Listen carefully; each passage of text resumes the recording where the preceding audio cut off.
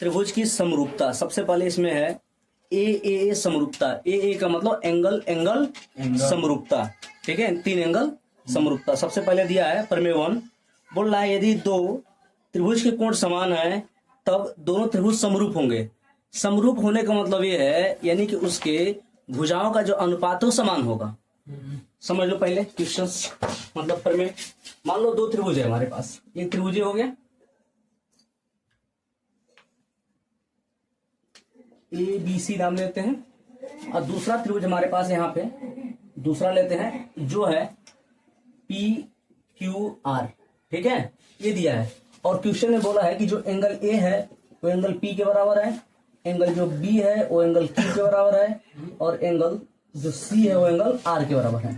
इतना दिया है, यानी कि सब एंगल क्या है आपस में बराबर है। तो सिद्ध ये करना है कि इनका जो रेशियो होगा यानी कि AB upon PQ equal to PR upon AC equal to BC upon QR। ये हमको प्रूव करना है। ठीक है, समझ में आ गया। अब शुरू करते हैं कहानी। मिटा देना अब, समझ में आ गया है ना। चलो देख, सबसे पहले हम काम करते हैं, 2 त्रिभुज बनाते हैं। एक त्रिभुज हम PABC बनाते हैं। रचना में करना पड़ेगा, ये त्रिभुज ABC है और दूसरा त्रिभुज हम बनाते हैं लेकिन ABC से बड़ा त्रिभुज बनाते हैं। ठीक है, जिसका नाम हम देते हैं PQR। ये P है, ये Q है और ये R है। इसमें जो क्वेश्चन में दिया है एंगल A जो है एंगल P के बराबर है, एंगल जो B है वो एंगल Q के बराबर है, और एंगल C जो है वो एंगल R के बराबर है। यानी तीनों एंगल आपस में क्या है बराबर है। तो हमको प्रूव यही करना है कि ये त्रिभुज इस त्रिभुज की क्या है समरूप है, यानी कि इनके भुजाओं का जो रेशियो है क्या है समान है। ठीक है, सबसे पहला काम ये करते हैं हम, इसमें AB के बराबर और AC के बराबर, यानी कि जितनी भुजा AB की है और AC की है उतने भुजा के बराबर इसमें हम ये PQ और PR को हम बना देते हैं। मतलब BC के पैरेलल, या हम ये बोले कि QR के पैरेलल एक लाइन खींचते हैं हम। ठीक है, जिसका नाम हमने M और N दे दिया। ठीक है, हमने यह लाइन MN इस प्रकार खींचा है कि जो PM है वह AB के बराबर है और AC है वह PN के बराबर है। ठीक है, इतना समझ में आया। यहाँ पे लिख भी दे रहे हैं, यहाँ पर हमने ऐसे खींचा है कि जो AB है वह PM के बराबर है और AC जो है वह PN के बराबर है। ठीक है, क्वेश्चन में एक ही दिया है जो एंगल P है वो एंगल A के बराबर है, यानी कि A एंगल इस एंगल की क्या है बराबर है। ठीक है, अब ये बताओ तुम लोग इस वाले लाइन में भी आते, इस वाले त्रिभुज में ये बताओ जो MN है वो QR के पैरेलल हम लाइन खींचे हैं। यहाँ पर हम थेस पर में लगा सकते हैं नहीं लगा सकते हैं? लगा सकते हैं। थेस पर में हम लगाए तो यहाँ पे हम क्या लिख सकते हैं, यहाँ पे लिख सकते हैं हम PM अपान PQ। MQ भी होता है लेकिन PQ भी तो होता है, ये भी लिख सकते हैं equal to PN upon PR। कोई दिक्कत नहीं है इसमें, नहीं है ना। अब थोड़ा सा एक जो हम कंसेप्ट बताने जा रहे हैं वो भी थेस पर में का है लेकिन वो 9th क्लास में पढ़ाया गया होगा। ये जो लाइन है PQ इसके हमने पैरेलल एक MN लाइन खींचा है कि नहीं। तो जो एंगल यहाँ पर PMN होगा वो बराबर होगा एंगल MQR के, यानी कि ये एंगल इस एंगल के बराबर होगा संगत कोण से। बराबर कर सकते हैं।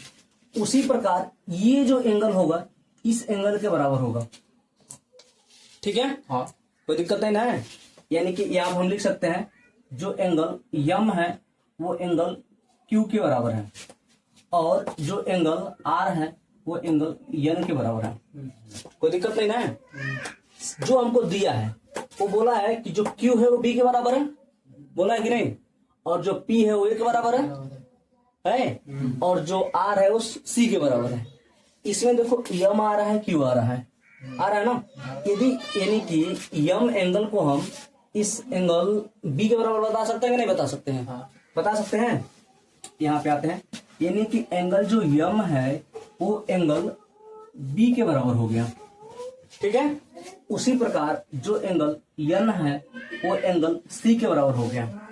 सेम इसी प्रकार जो एंगल ए है वो एंगल पी के बराबर तो दिया ही था पहले से ही, जैसे तो उसने पहले दिया था और ये हमने प्रूव कर दिया। और हमने ये भी लिया है, यहाँ पे हमने ये बोला था कि जो एम एल लाइन हम खींच रहे हैं इसमें जो पी एम है वो ए बी के बराबर है और पी एन है वो ए सी के बराबर है। यहाँ से हमने एक रेशियो यहाँ पे निकाला था कि नहीं। अब ये यदि रेशियो है यानी कि यहाँ पे इसी को हम थोड़ा दोबारा लिख रहे हैं, यानी कि P M upon P Q equal to P N upon P R. कोई दिक्कत नहीं ना है। अब सिर्फ पी एम और पी एन को एक साइड में कर लो, यानी कि यहाँ से P M upon P N equal to इसको ऊपर ले जाओ, यानी हो जाएगा P Q upon P R. कोई दिक्कत है नहीं है ना। अब क्वेश्चन में हमने पहले ही मान लिया है जो पी एम है वो ए बी के बराबर है और पी एन है वो ए सी के बराबर है, माना है ना। तो यहाँ पे पी एम और पी एन के जगह पे हम सीधा ए बी और ए सी लिख सकते हैं, नहीं लिख सकते हैं? लिख सकते हैं, यानी कि A B upon A C equal to P Q upon P R. यही तुमको प्रूफ करना था, यही करना था ना प्रूफ। अरे भुजाओं का अनुपात समान हो, यही तो हमको प्रूफ करना था। प्रूफ हो गया।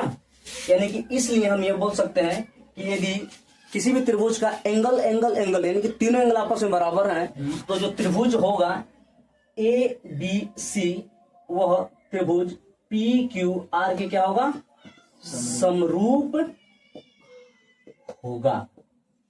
समझ में आया कि नहीं आया?